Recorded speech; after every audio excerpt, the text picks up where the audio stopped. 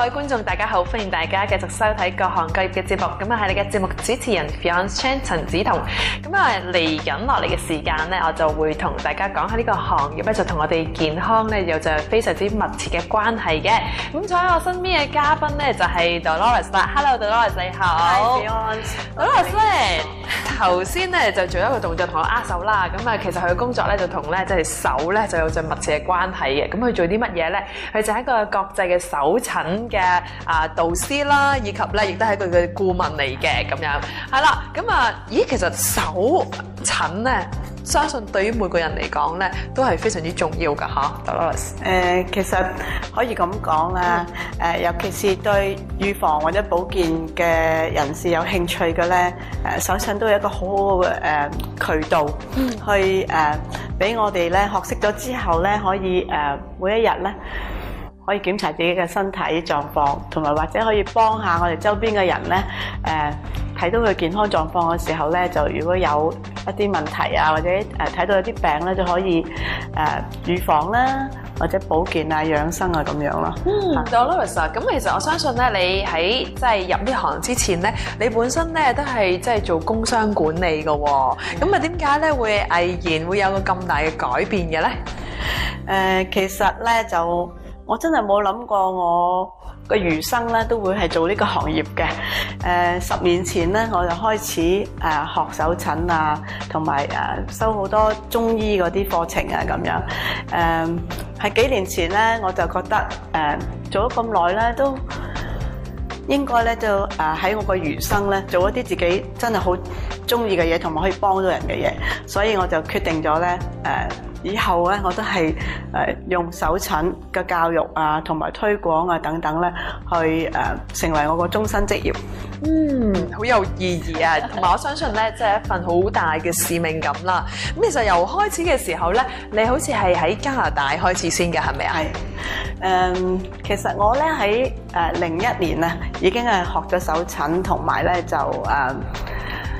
對好最深呢一樣嘅即係學問啦。咁我02年尾就返咗去加拿大，後嚟咧考到手診導師之後咧，我一開始嘅時候咧就係相信係喺北美洲第一個推廣手診嘅導師嚟嘅。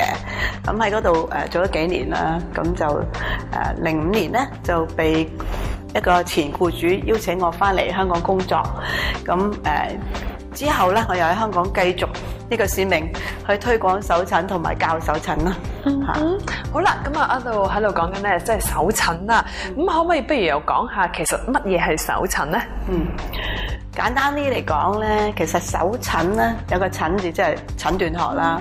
咁佢起源於咧都係我哋中國嘅醫學，即係中醫啦。一個望診嘅分支嚟嘅。咁即係話咧，望咧，我哋中醫有4診啊嘛，叫望聞問切。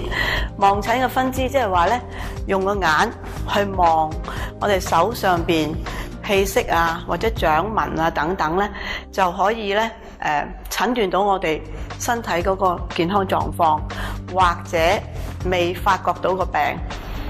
咁呢個叫做手診。係，咁啊，即係第一樣嘢最緊要咧，就係望下先啦。有啲人雖然你話可能喺打脈之前，其實一望，哇，做乜你氣息咁差，或者點解你咁面青青啊？咁其實咧都已經可能知道咗你嘅健康可能出現咗一啲嘅問題咯噃。咁而咧手部咧，亦都係可以一個好關鍵嘅位咧，俾你如果你識睇嘅時候，就知道身體其實嘅健康指數有幾高啦嚇。其實咧，中醫咧一早就已經有氣息啊、反射區啊等等噶啦。剛才你講話望面啊，或者望我哋即係咁望嘅眼啊，或者係個面嘅氣息啊，咁咧都係我哋中醫嗰個望診其中一部分嚟嘅。而家你睇中醫咧，中醫第一下望你咧，除咗望你嘅眼同埋你嘅面色等等咧，佢會要睇你嘅脷啊，即係舌診啦。係。點解而家一定係淨係睇舌診多咧？即係好似我同你咁咧，譬如化晒妝，係嗰個面色原本個面色係點，或者個唇色係點，而家都比較難噶啦，好難睇。遮住咗啦。咁但係脷咧就唔能夠化妝嘅，咁所以咧而家個中醫咧一定係舌診咧係最準確嚇。氣息咧可以喺個手上邊嗰啲反射區都可以睇得到你個健康狀況。咁氣息係其中一種嘅手診學。咁但係而家個手診學咧已經係可以話五花八門。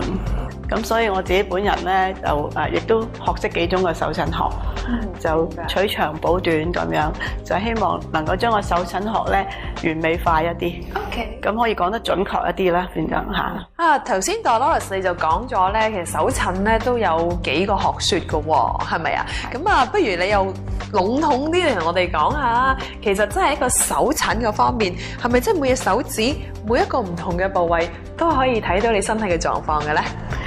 其實講起手診學咧，或者可以講一講好多人都識得嗰啲反射區啊咁。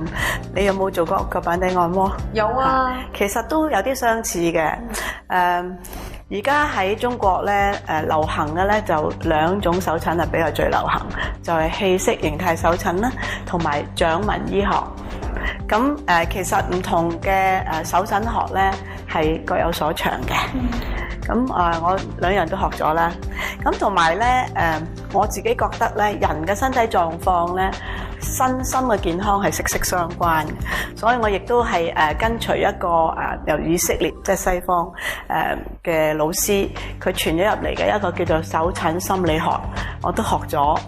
咁其實一望隻手咧，我希望能夠喺身心嗰度咧，都能夠診斷到嗰一位即係被診者咧會係因為心理影響佢嘅生理嘅健康啦，有陣時係調翻轉，即係生理會影響心理嘅健康。手掌紋醫學咧，其實就係講我哋手上面嘅紋路啦。紋路咧就係除咗幾條主紋咧個變化不大之外咧，循住生活嘅習慣啊、心情啊、思想啊，或者係病嗰個病況啊咁咧，有啲紋係會增加或者係唔見咗嘅喎嚇。咁就算係我哋嗰啲主紋都好咧，都可能會加長啊、加深啊，或者係淺啲啊等等。掌紋咧就容易捕捉，就係喺嗰個慢性嗰個病同埋一啲遺傳學嗰度咧比較優勝一啲。但係如果至於氣息咧，就係一個急性同埋當時發生緊嘅病或者佢健康狀況咧，就比較係佔優勢一啲。就即刻可以呈現到出嚟咯。係，但係佢個弱點就係睇氣息咧，你又要個燈光啊，同埋嗰個人嘅心情啊，我哋要氣定神閒嗰時睇就比較準確一啲。咁但係如果我哋能夠取長補短咧，咁啊可以即係睇得更加準確啦。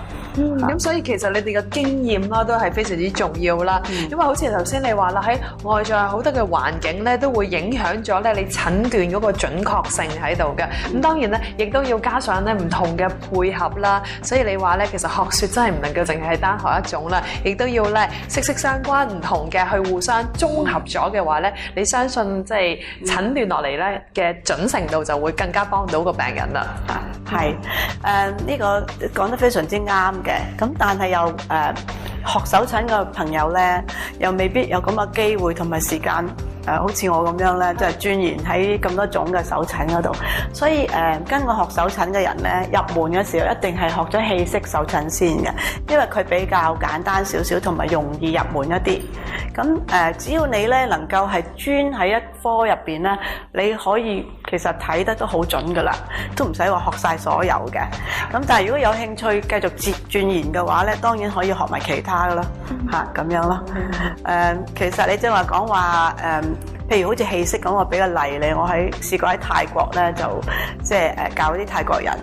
咁我哋喺一間6星級嘅呢個即係酒店，可以話喺度假村入邊咧，就教一班嗰啲 spa managers。咁我哋喺練習嘅時候就請晒佢哋啲員工啦，好似廚師啊，同埋其他啲員工咧嚟俾我哋練習咯。咁其中有位男士咧，佢入咗嚟之後，因為佢人心情好緊張，佢嘅手嘅顏色咧係我哋冇辦法睇到嘢，係白色。白色嘅，因為佢太緊張，啲血好似唔行咁樣。咁所以變咗喺呢個情況之下，我要即係等佢安靜咗落嚟啊，同佢傾偈啊，令到佢嘅心情舒緩咗之後咧，佢個手嘅顏色即係氣息先慢慢咧呈現咗出嚟，俾我 check 到佢心臟有啲問題啊等等。咁後嚟經過診斷之後，佢都覺得好準喎咁樣。咁所以其實氣息就有呢樣嘢咧，就係心情係會影響得到嘅。但係掌紋咧有就有，冇就冇啊嘛。咁所以咧就喺啲慢性病同埋啲遺傳學入邊咧就比較好啲。